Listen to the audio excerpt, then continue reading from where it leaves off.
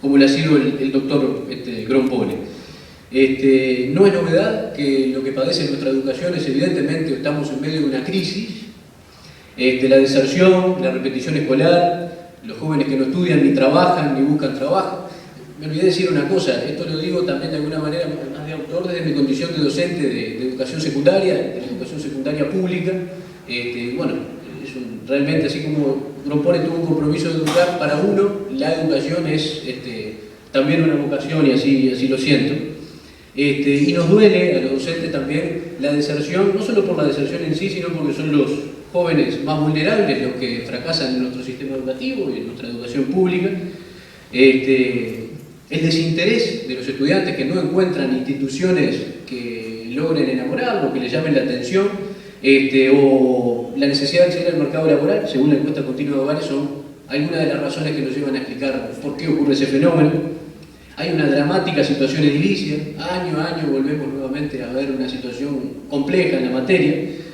La pobreza que en este país está instalada en las generaciones más jóvenes es otro problema que impacta también naturalmente en la educación y en el desempeño de nuestros estudiantes, y una crisis del mundo adulto realmente, me voy a permitir decir que brutal.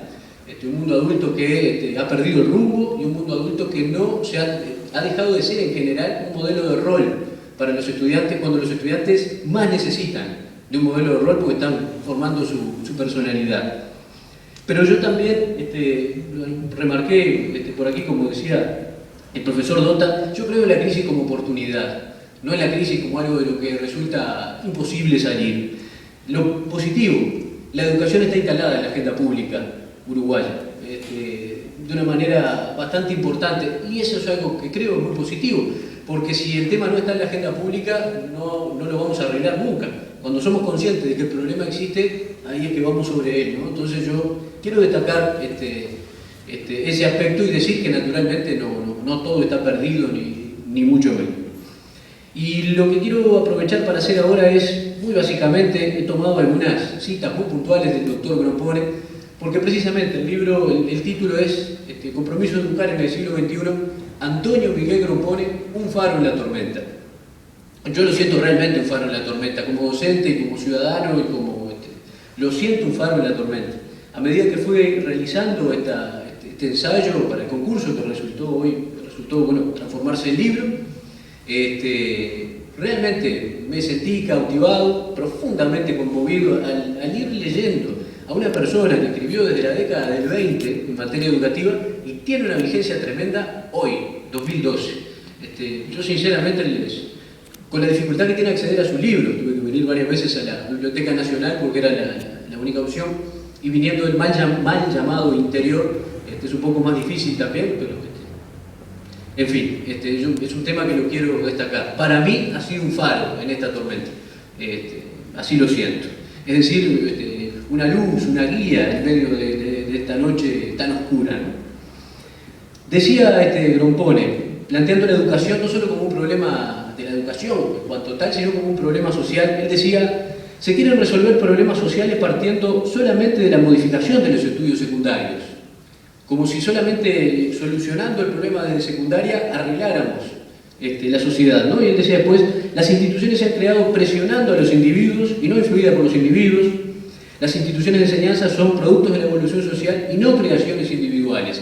Y finalmente dice, las instituciones de enseñanza solamente subsisten por lo que en ellas hay de social y no se transforman mientras no se transforme la mentalidad social que le dio vida. Su pensamiento sociocéntrico, como decía Real de Azúa, refiriéndose a Grompone, aparece claramente acá, ¿no? Es decir, la idea de que si queremos modificar la situación de la educación, no basta con hacer arreglos específicamente de modificar la secundaria, porque la educación tiene un trasfondo y tiene un problema social detrás que también debemos atender. Y después le preguntan a Grompone en una entrevista del 55, del año 1955, en el prestigioso semanario Marcha, crisis, ¿desde cuándo?, le pregunta el periodista, y él dice, en sentido estricto, desde hace más de 30 años. De algún modo tampoco parece que la crisis viene arrastrando desde hace mucho más tiempo. Dice, carácter de problema social que ha adquirido la enseñanza, y Grompone habla allí de la cantidad de adolescentes que ingresan al sistema educativo, ¿no? Cómo se ha masificado la educación, y la educación no logra dar respuestas a un montón de jóvenes que, por suerte, logran acceder al conocimiento, y el sistema educativo, pensado para otra época, no logra entenderlo ni entender muchas veces la diversidad que tiene dentro de sus aulas, ¿no? Bien.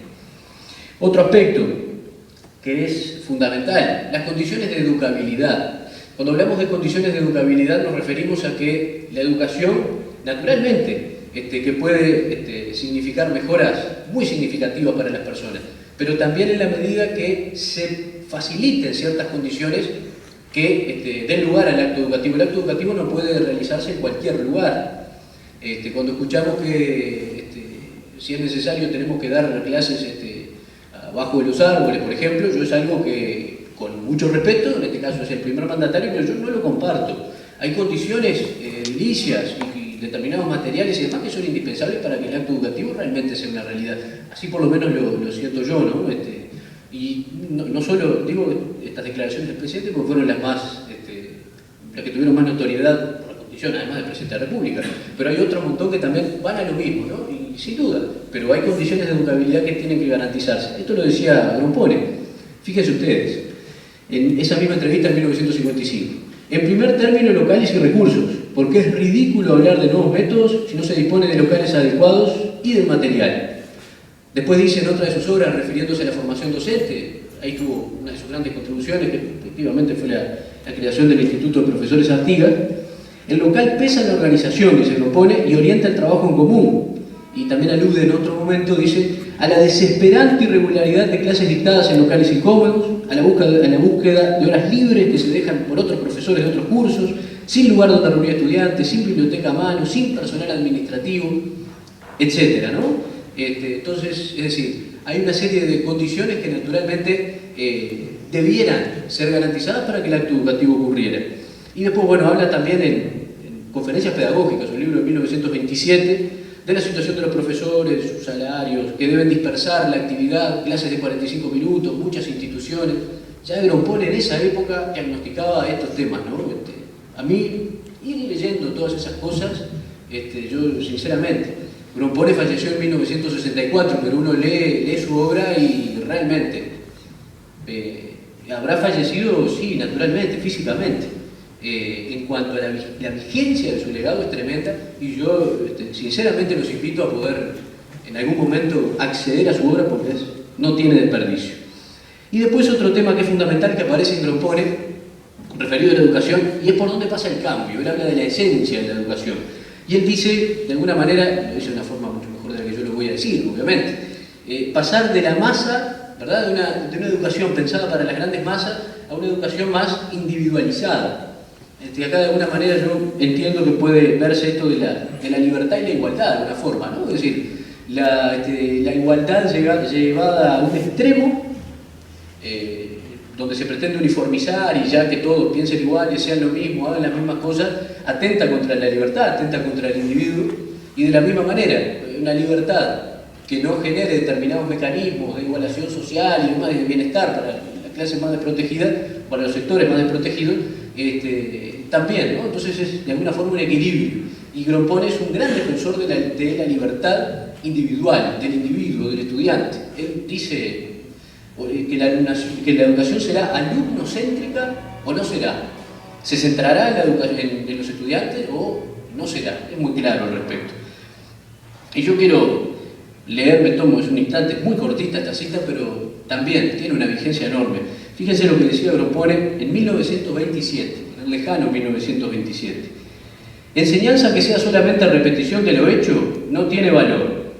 Enseñanza que no haga nacer una experiencia personal en el alumno es ineficaz. Para crear con nuestras fuerzas, para poder producir, es necesario haber adquirido la aptitud necesaria para comprender por sí primero y para realizar por sí después. Yo creo que en esas pocas líneas está sintetizado por dónde debería indudablemente ir el cambio y la modificación de nuestra educación, ¿no? Critica el sistema de cátedras, dice que no puede ser que haya alguien que vaya y que sea como el centro, el docente, y el resto de los estudiantes que se dediquen pasivamente a escucharlo, ¿no? Bien, y para ir finalizando, habla también de pluralizar, no lo dice con estas palabras, pero de pluralizar el concepto joven, de saber es decir, en lugar de joven, jóvenes, diversos, distintos, diferentes, saber quiénes son, cuáles son sus gustos, sus intereses, cuál es su realidad demográfica, económica, social, etc. Eso es un gran debe que también tenemos los educadores y yo soy el primero en ponerme en la fila, el primero que tengo la obligación. Y después, y esta es la última cita, imaginan un estudiante ideal, es una crítica a nosotros, yo la tomo como tal, imaginan un estudiante ideal, no comprende lo que tienen delante y proyectan con esa indiferencia desesperante por el pobre elemento humano que ha de ser la víctima de sus elucubraciones. Es realmente muy claro, ¿no? Muy claro. Para finalizar ya, ¿qué tipo de educación queremos? Esa es una gran pregunta que la sociedad uruguaya se está haciendo y deberíamos seguir haciéndonos. Solo para el mercado laboral. El mercado laboral es fundamental. Tenemos que educar personas para que sean competentes en ese mercado laboral y puedan insertarse satisfactoriamente. Pero somos también constructores de ciudadanía. Ese es un elemento fundamental y hay valores fundamentales que tenemos que insistir en ellos. Y anoté algunos para no olvidarme: tolerancia, el respeto, la aceptación hacia la pluralidad de seres y puntos de vista diferentes, la solidaridad, la convivencia democrática, creo que son fundamentales. ¿Queremos solo empleados o también queremos formar ciudadanos? Yo, en lo personal, las dos cosas. Empleados, personas competentes, pero al mismo tiempo que la educación sea realmente esa arma que les permita liberarse de la ignorancia. Presidente Kennedy, cuando asumió un discurso maravilloso, él dijo, siendo católico, dijo algo que yo creo que tiene una lógica protestante muy interesante. Él dijo, su discurso de Asunción: no pregunten qué puede hacer su país por ustedes, pregunten qué pueden hacer ustedes por su país. Yo tomo el guante y no me pregunto qué puede hacer mi país por la educación, sino qué puedo hacer yo. Y cada uno de nosotros, cuando lleguemos a nuestros hogares, preguntarnos qué podemos hacer cada uno de nosotros para hacer de la educación un lugar mejor, y ese lugar que en algún momento nos enorgulleció a todos los uruguayos. Y el ejemplo sigue siendo Agropoli. Ejemplo de compromiso, nunca indiferente, por aquello de que lo contrario del amor no es el odio, sino la indiferencia. Nunca indiferente, siempre comprometido con su sociedad, con su perfeccionamiento, y ese es el gran ejemplo que yo quiero dejar en el final. Muchas gracias.